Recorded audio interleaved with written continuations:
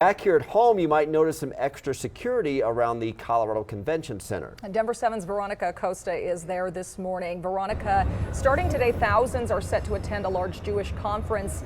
Many more are expected to protest outside in support of Palestine, where we've seen protests this week as well. We have, and this morning we're talking about the Jewish National Fund USA conference. This is a 4-day conference that's scheduled to happen right inside of the Colorado Convention Center, which is right behind me. 2,500 people are expected to attend this conference, but with the Israel-Hamas war, security really is top of mind right now. We've seen protests across the country. We have to be aware of that. I can tell you we have serious security protocols in place because security is always critical to us for all of our people.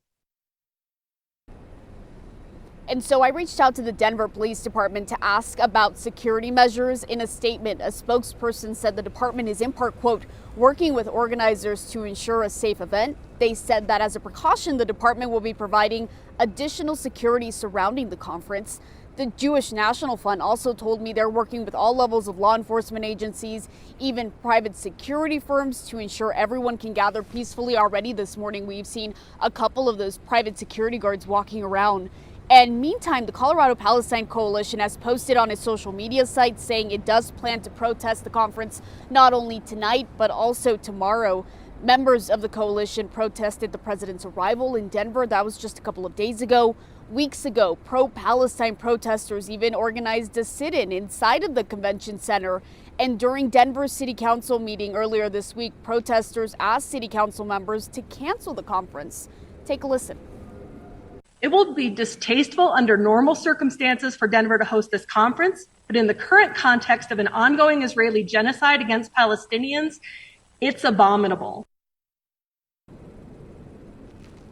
So the conference is scheduled to start tonight at 8 p.m. You might be able to notice those barricades behind me, letting everyone know that the street is closed. The city of Denver let us know they decided to close down 14th Street between Stout and Welton.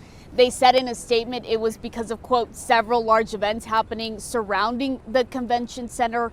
And traffic expert Jason Luber is with us this morning, just kind of rounding us out and giving us more information about those closures where people can drive. Yeah, and the one thing we saw behind you, Veronica, at the beginning of your report was the light rail that was going through there. And that could be also impacted because if there's a lot of people, then it's going to be tough to get the train in and through there because the train actually runs under the convention center here along Stout and then gets over to 14th. So the section that Veronica was talking about is 14th Street here from over at Stout to Welton. So right in front of the convention center. That is already closed down. And so if you need to get around it, so if you're on that south and west side of downtown, Spear and Colfax can get you around it. Some of the streets over here on the east side of the convention center, or you can always use 17th on the north side, 19th that goes the same direction as 14th Street on over towards Broadway and Colfax. So there's going to be some street closures, obviously, and a lot of people. So it might be just best to avoid that area over the convention, over the whole weekend if you're going to be downtown.